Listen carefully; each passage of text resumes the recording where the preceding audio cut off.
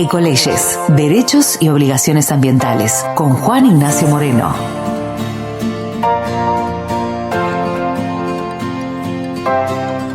Bueno, estamos con Juan Ignacio Moreno, nuestro especialista en temas ambientales relacionados con el derecho. Nosotros acá le decimos las ecoleyes en nuestro espacio y hoy lo tenemos en el estudio. ¿Cómo estás, Juan? ¿Qué tal, María Marta? ¿Todo bien por acá, vos? Bueno, me alegro, muy bien también. Bueno, un tema que nos quedó resonando de hace bastante, que tiene que ver con el agua y con esta posibilidad de que finalmente se entienda, ¿no?, de parte de los estados y de parte de lo que tiene que ver con la legislación, que el agua es un derecho humano al cual todos tenemos acceso. Y me parece que está bueno que hayas traído este tema acá.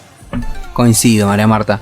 Y primero me parece que es importante hacer una distinción, porque siempre escuchamos en distintos medios de comunicación y de hecho en las normativas que se habla del agua como recurso y hay otra concepción que lo habla como bien. Cuando tenemos el término de recurso, yo creo que nos vincula un poco más con los aspectos económicos, y cuando se hacen las leyes de presupuesto se habla, bueno, estos son los recursos económicos que tenemos para poder solventar los gastos de un año, y se habla de algo efímero, y en este caso estamos hablando de un bien natural, algo que es indispensable, que es no renovable, y por lo cual es muy importante que normativas que tengamos en la provincia de Buenos Aires, marco regulatorio a nivel internacional, que a veces no solo queden como una carta de una buena intención, sino que se vean materializados en una legislación provincial, nos brinden esta noción de que hay un derecho humano al agua, es decir, que encontremos entre los derechos humanos, es decir, aquellos que son indivisibles, es decir, que no se pueden separar, que son interdependientes, que se relacionan y confluyen, que son universales, que son para todos y todas, tengan este objetivo en el cual se proteja un bien natural indispensable para la vida humana y que sea una obligación de los estados en las distintas esferas, nacional, provincial y municipal. Bueno, ahí creo que tenemos un gran tema porque sabemos del uso del agua, no solamente para el consumo, sino para muchas actividades económicas que se usan sin ningún tipo de regulación, lamentablemente. Ahí tiene que estar el Estado presente justamente para hacer la conservación de eso.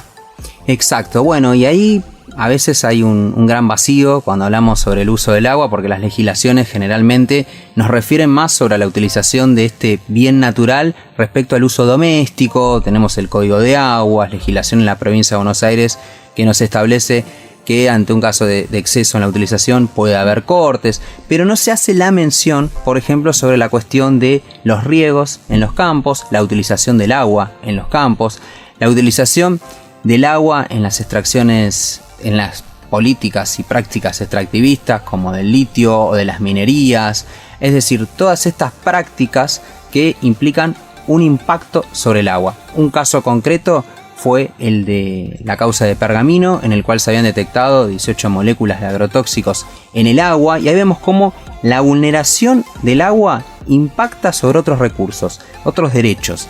Por ejemplo, cuando decimos no tiene un acceso al agua, y claramente se le está impactando el derecho a la alimentación, a la salud, el derecho también a la educación, porque una persona que tiene esa afectación sobre otros derechos también va a repercutir en su vida diaria.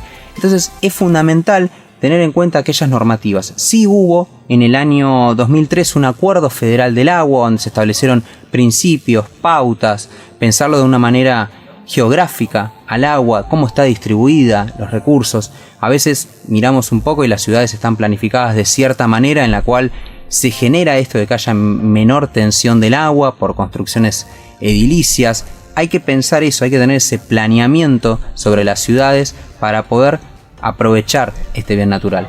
Pensaba también en nuestro país con lo extenso que es y con la cantidad de poblaciones que por ahí uno por vivir en la ciudad no tiene conocimiento, que no tienen acceso al agua, ¿no? Y por otro lado, esto que mencionábamos anteriormente, vecinos de localidades como Pergamino, como Lobos, como muchas otras ciudades, no solamente de la provincia, sino del país, que están teniendo y están tratando de hacer una defensa del agua por la cantidad de agrotóxicos que tiene ese bien, que no es renovable, como vos decías, y que el Estado debería hacerse cargo de protegerlo, ¿no? Bueno, entre las obligaciones que tiene el Estado en este derecho humano al agua es que haya un acceso oportuno, es decir, que cualquiera pueda acceder al mismo, que tenga el acceso físico, que haya una distribución equitativa, que no sea discriminatoria, y también pensar, como vos comentabas, María Marta, otras causas que tuvimos, el fallo Mendoza sobre la contaminación de la cuenca de la Matanza riachuelo, una cuestión que generó un organismo aparte de municipios, de hecho no solo municipios, sino que también vinculaba a la ciudad autónoma de Buenos Aires, como es el... Sí, el Acumar. El Acumar, ahí está. No salía. No me salía el nombre. Bueno, sí. ¿por qué es interesante lo del Acumar? Porque es un tercero que está fiscalizando y controlando el saneamiento del agua, del riachuelo. Y cuando hablamos justamente del saneamiento, nos estamos refiriendo justamente a una zona donde estaba impactada una clase social justamente muy vulnerable y que no quería trasladarse de ese lugar, sino que era el lugar que había encontrado para habitar por las desigualdades que hay sociales.